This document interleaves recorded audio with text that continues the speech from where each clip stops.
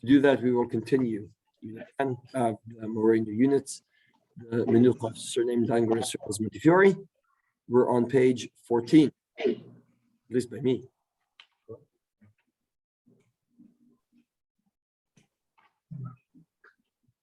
Are we on 12?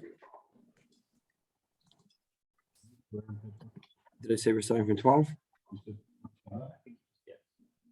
I said 12 before because I was wrong. And now I'm saying 14. I hope I'm right. So, Rav Kook writes the following in the Mishpat Kohen. Rav Kook writes, "Binyan shlachad haklipim.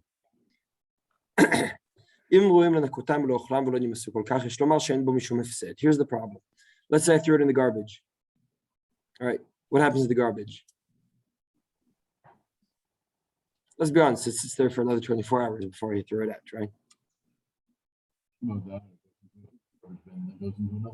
That's right. That's right. But if you put it in compost, not in garbage.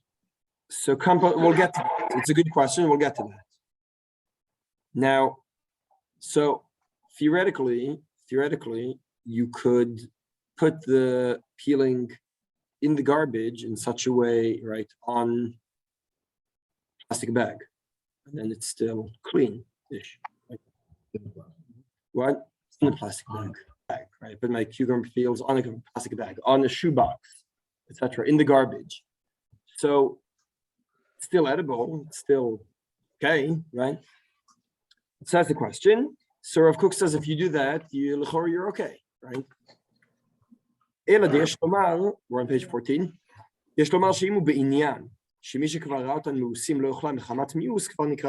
Meaning there is a subjective aspect to the hefsed. When people see food in the garbage, most people don't eat that food anymore. That's fairly standard, right? To not eat the food that someone puts in the garbage, even though it's clean, on a shoebox and nothing else touched it. The first or the last, right? On top of everything. This, why? Oh, why? Because then you have. Yeah. You won't touch it. Yeah, you're right. Your wife won't let you touch it. Let's be honest. Let's say dvarim kavayatam. Right? If someone sees that it's in the garbage, you can have the exact same peels that are at the same level of cleanliness on the counter, right? On the plastic bag or on the plate, on the counter, on the table, on a cutting board, on the counter, or in the garbage, and one is no cleaner than the other. But in people's minds, it was in the garbage. That's already mafsid. Just putting it there is already destroying.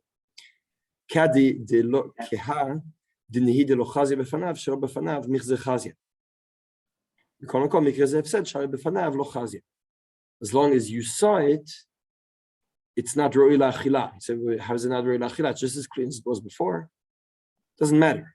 It's not considered ro'i la'achila at that point.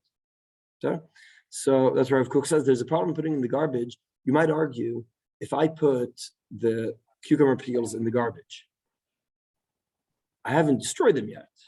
I let it sit there for another couple of days. They spoil on their own. That always happens. Now, if I put my other leftovers, garbage on top of it, right? I put my chicken bones and whatever on it. So then I'm causing more spoiling. But if it's just there and it's a fairly clean garbage otherwise, so I really haven't done anything to it, right? Unless you say there's also a subjective aspect that I rendered it inedible. I put it in the garbage because now no one will eat it. So now I just want to argue that on the other side, you can argue that im kvar you say that direction, why don't you say the other direction as well? In other words, I peel the potatoes. Are the potato peels edible? They are. They're edible. No. Does anyone eat them? No one eats them, right?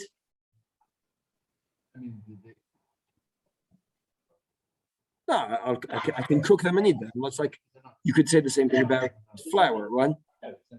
Flour isn't edible either. What? You have to do something with it, right? So if it's a bit, it's not very strange. I guess you just take it l'chomer both ways, right? Because on the one hand, you're going to say since the cucumber peels, right? If you peel the cucumber, forget put it in the garbage, you peel the cucumber. Is anyone can eat the peels now? He's saying, yeah, but you'll also eat out of garbage. So why? Oh, okay. I don't know, you're a doctor. I don't know what you did. But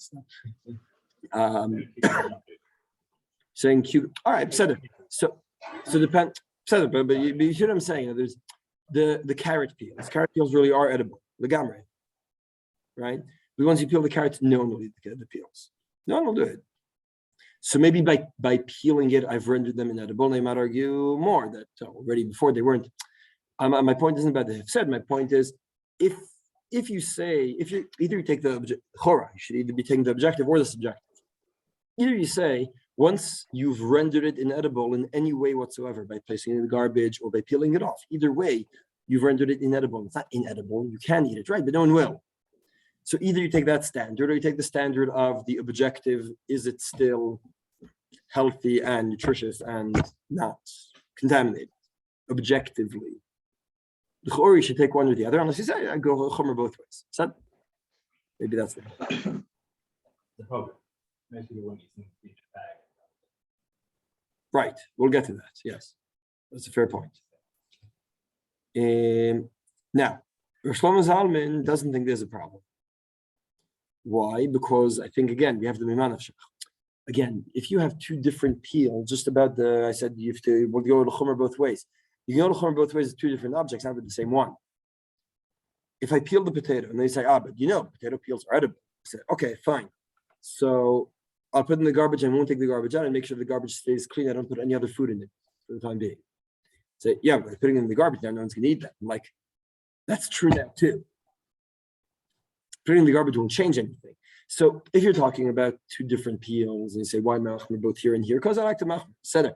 But if I have peels that are already not going to be consumed by anyone, and they put in the garbage, you say, but now they won't be consumed. That was true before too.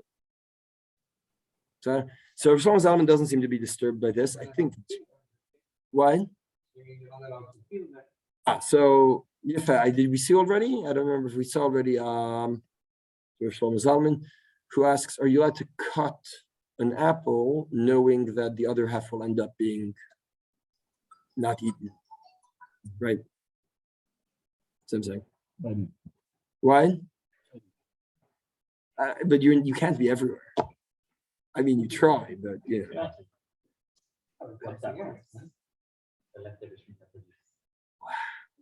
be amazing. You need some good meat nadvim saying, I'll run over whatever it is. I'll eat out of your garbage. So Rosh Hashanah says the following: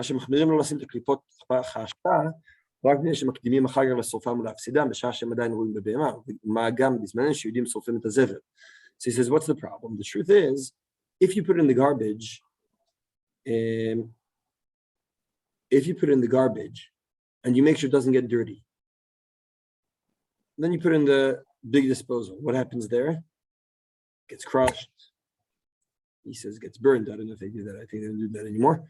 But I don't know exactly what's done with everything. But it gets crushed. It'll get around. At some point, it goes from the top to possibly being on the bottom. And to being all crushed up with everyone else's, schmutz, right?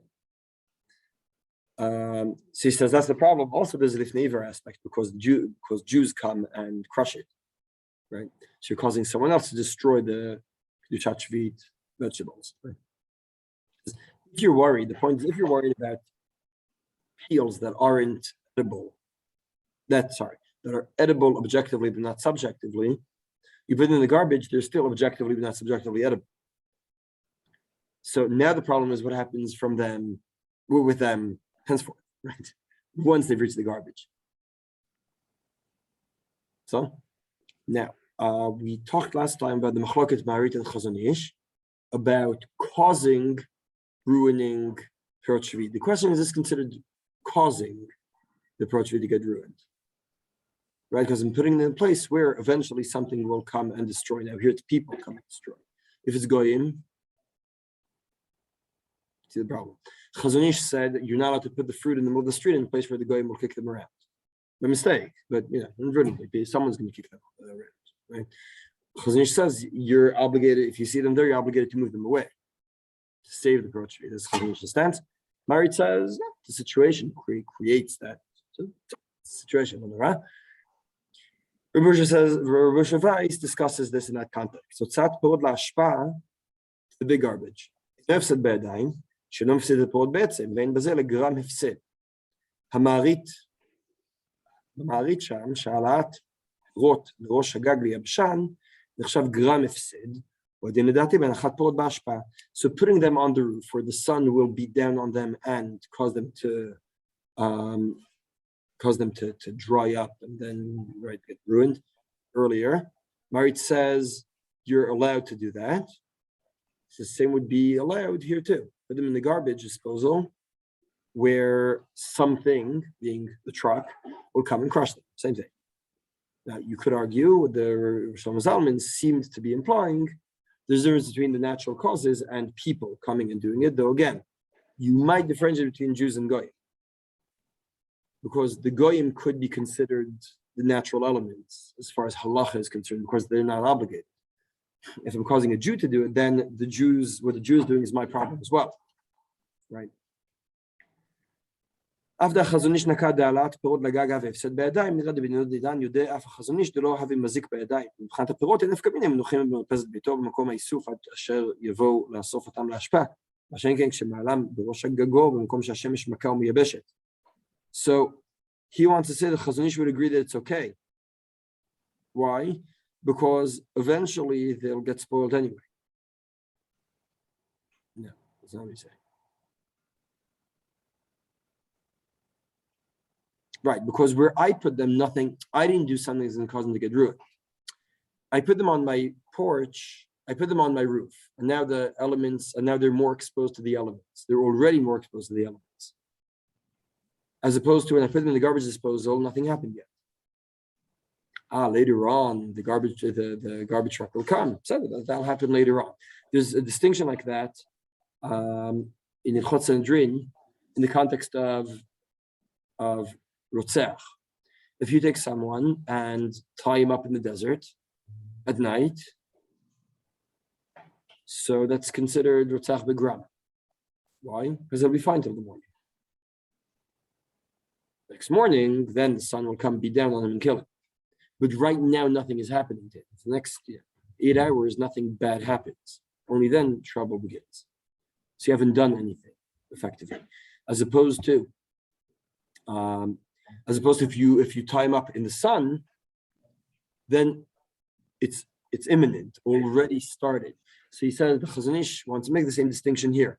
If I put the fruit on my roof in the sun's already beating down on it. If I put it in the garbage disposal and nothing is happening to it right now, in the evening, next morning, then the garbage truck people will come and then they'll destroy it. But I haven't done anything now. Right. Yeah, of course. All this is only assuming, again, what are we talking about? We're talking about this whole issue with crushing the fruit will only be relevant if you put it in a plastic bag in the garbage or in a separate bag. In the garbage that only has, clean shoe boxes. Like all situations in which the vegetables, if I take all my leftovers from dinner and put them all in the garbage together, there of course I'm harming the fruit, right? That's the next point here that Rav Yehuda Amichai, the head of Mechon Torah V'Aaretz.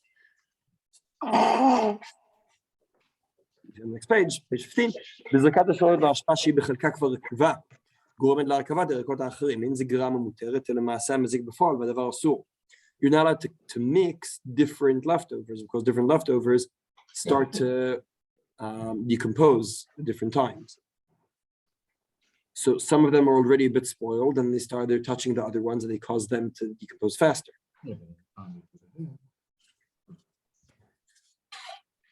Well, he assumes that it is. The question is, right? He assumes that something will already start being spoiled before it got there. It's a good question. In other words, would he agree that if you put them all together, let's say he mix them all together and they're all fresh enough? One's going to spoil in 3 days, and one's going to spoil when in 3 hours. And today you're putting in something that'll spoil in 2 days. Well, the one from yesterday still hasn't spoiled. So what are you talking about?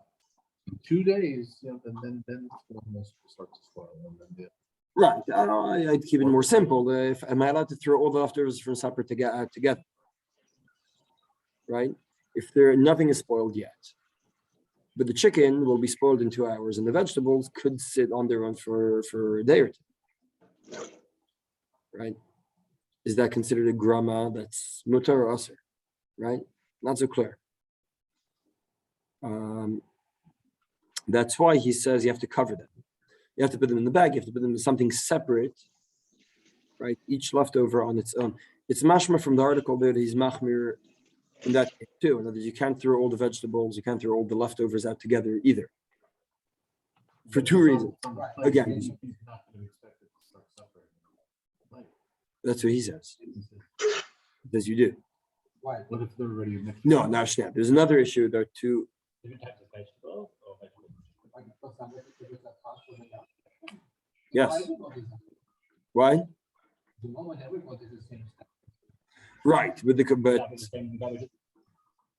right, that's the problem.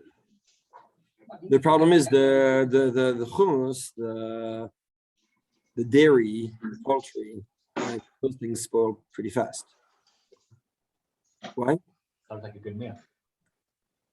If you want to have the poultry and the dairy together, but maybe you hold like Rabbi Yossi. So, anyway, so. But if there's something in the roadside, then you wouldn't be expected, huh? Well, You have rice. Separate the different types of vegetables and onions. You're not going to be taking out the peas and the onions from. No, that's right. So once it's its own mixture, once its own salad, once its own tavshil is what I was thinking, but once its own dish. The or not, because they've already affected each other. The truth is, we're going to get to that when you get to biur. By biur, that comes up. The interesting question by biur is, what happens if has anyone here ever pickled cucumbers? Sure. Okay, what do you put in there? Give me your recipe. Oh, vinegar.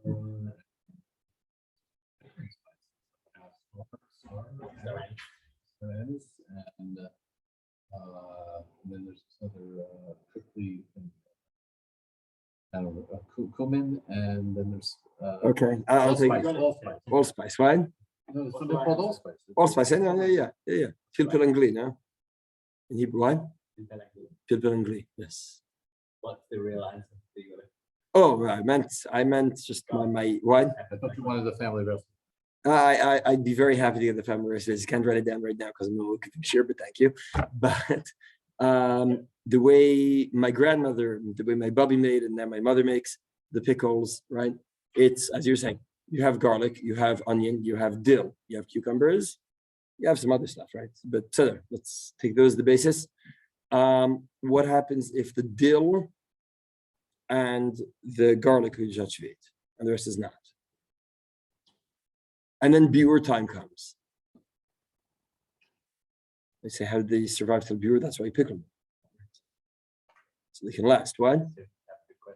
See, have a good child there.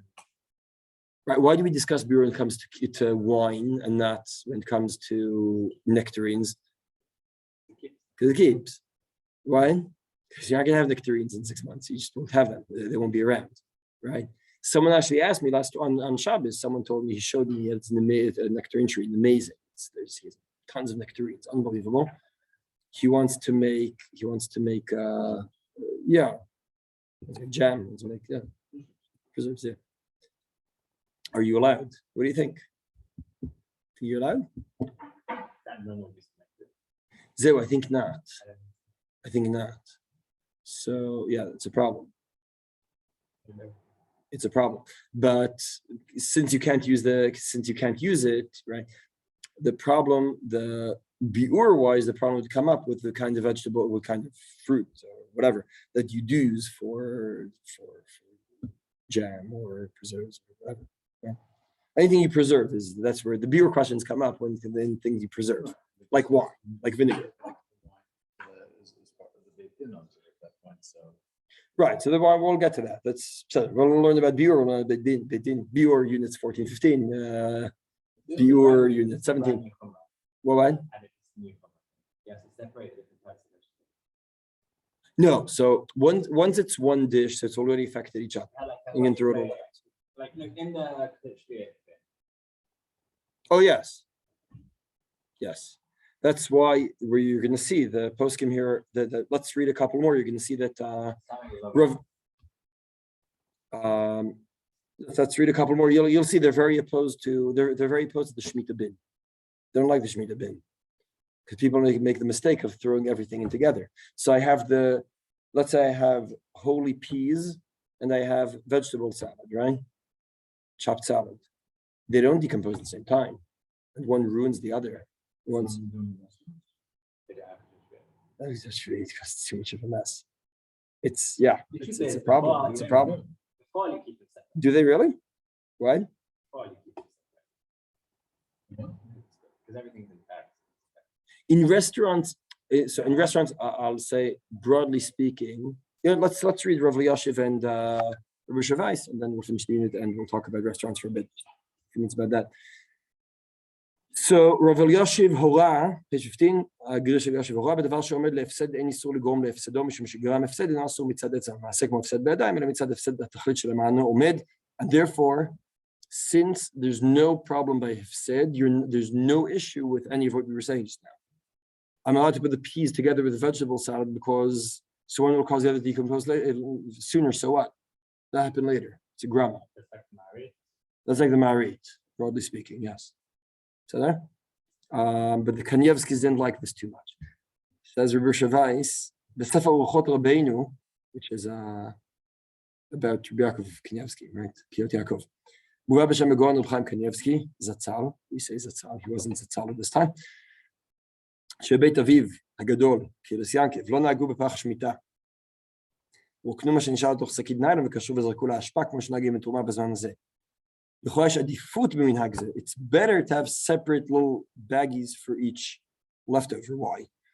בפח שמיטה לא נמלד גם עם חשש הפסד. דווקא כאשר מחליטים מדי יום את שקית הפסולת על הפשוט, ומה שנזרק בפח בבוקר, התחיל להתקלקל בערב. Now, you'll note, I'm not sure he necessarily says that about the peas and the vegetable salad from dinner, right? What he's saying is, you had some fresh vegetables in the morning, you had some leftover, you put in the Shmita bin, fine. And then you have some fruit in the evening, the tomatoes that are sitting there are already starting to decompose, already started decomposing. But what happens if I have them both in the same meal? Mashma, that would be okay. In the breakfast dinner example, probably would be better, but in the salad, rotten fruit. Right, exactly. Right, I'm putting into rotten fruit. That's the issue. Exactly.